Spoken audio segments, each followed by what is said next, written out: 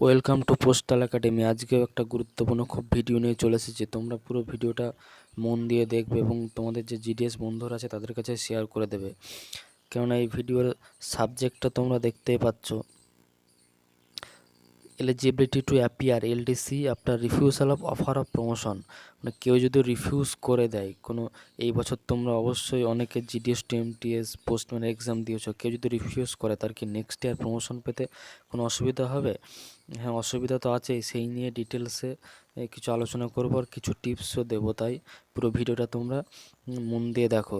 এবার তোমাদের মনে আসতেই পারে, হ্যাঁ রিফিউজ অত সহজে কেউ করবে না। তোমরা অন্যান্য সার্কেলগুলো দেখবে যে অনেক রিফিউজাল আসছে, কেননা অনেক ফিমেল ক্যান্ডিডেট রয়েছে যে তারা আরএমএস অনেকে কাজ করতে চায় না, বা অনেক দূরে কোথাও যদি পোস্টম্যানের বা বড় কোনো বিটে যদি পোস্টম্যানের কাজ পায়, অনেক ফিমেল ক্যান্ডিডেট আছে, তারা কিন্তু রিফিউজ করে দেবে, ঠিক আছে?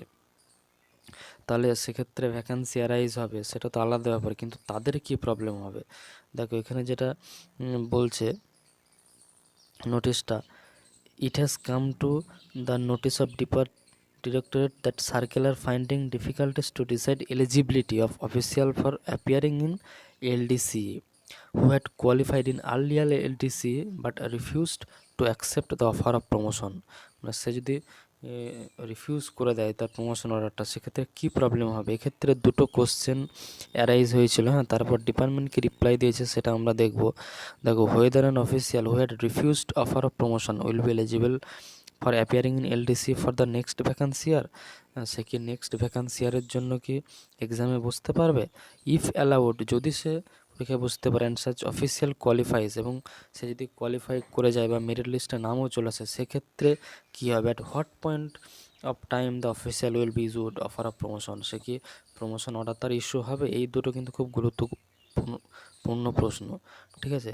এবার ডিপার্টমেন্টকে রিপ্লাই দিয়েছে, দেখো আমরা সরাসরি রিপ্লাই চলে যাব, ঠিক আছে? দেখো ডিপার্টমেন্ট এখানে যেটা বলছে, খুব গুরুত্বপূর্ণ point, an official who has refused promotion shall not be issued fresh promotion order for a period of 1 year from the date of such refusal. তাহলে তোমরা দেখতেই পাচ্ছ খুব গুরুত্বপূর্ণ পয়েন্ট এটা। কেউ যদি প্রমোশন অর্ডার রিফিউজ করে দেয়, আগামী 1 বছর সে কিন্তু প্রমোশন পাবে না, ঠিক আছে? এটা কিন্তু খুব গুরুত্বপূর্ণ পয়েন্ট। এটা তোমরা দেখে নাও, একদম রিফিউজ করার আগে ভালো করে দেখে নাও।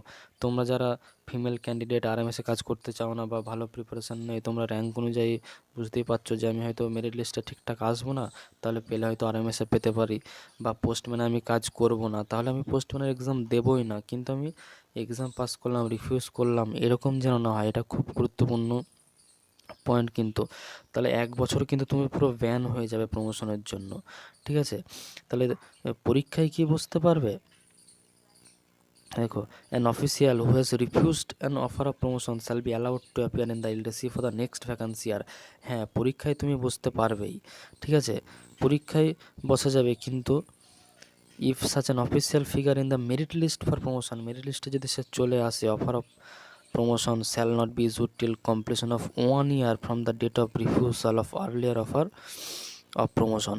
তাহলে তুমি যে ডেটে রিফিউজ করেছো সেখান থেকে আগামী 1 বছর তোমার কিন্তু নেক্সট কোনো এক্সামে পাস করলেও তোমার কিন্তু প্রমোশন অর্ডার কিন্তু ইস্যু হবে না, তুমি কিন্তু 1 বছর প্রমোশন পাবেই না। সেক্ষেত্রে কী প্রবলেম হবে? দেখো, প্রমোশন অর্ডার ইস্যুতে তোমার যদি লেট হয়, তোমার আগে যারা প্রমোশন পেয়ে যাবে তারাও তো নিজের মতো জায়গা চুজ করে নেবে, তারাও তো কিন্তু বেটার জায়গায় পেয়ে যাবে। তাহলে আবার তো তুমি নেক্সট টাইম ভুক্তভোগী হবে, তুমি তো আবার মন পছন্দের মতো জায়গা নাও পেতে পারো, ঠিক আছে? এটা তো একটা প্রবলেম বটে। আবার তোমার সিনিয়রিটিও কিন্তু কমে যাবে, তোমার জয়েনিং ডেট যেহেতু পিছিয়ে যাবে, যেটা আবার নেক্সট যে তুমি এক্সাম দেবে প্রমোশনের, সেক্ষেত্রে আবার একটা এফেক্ট ফেলবে, ঠিক আছে? তাহলে খুব গুরুত্বপূর্ণ ভিডিও এটা, তোমার বন্ধুদের কাছে শেয়ার করে দিও। তাহলে তোমাদেরকে রিকোয়েস্ট করবো অন্তত রিফিউজ যেন না করো, একটু কষ্ট করে হলেও কিন্তু জয়েন করে যেও তোমরা, ডিউটিগুলো করে নিও, তারপর নেক্সট প্রমোশনের জন্য আবার এক্সাম দেবে।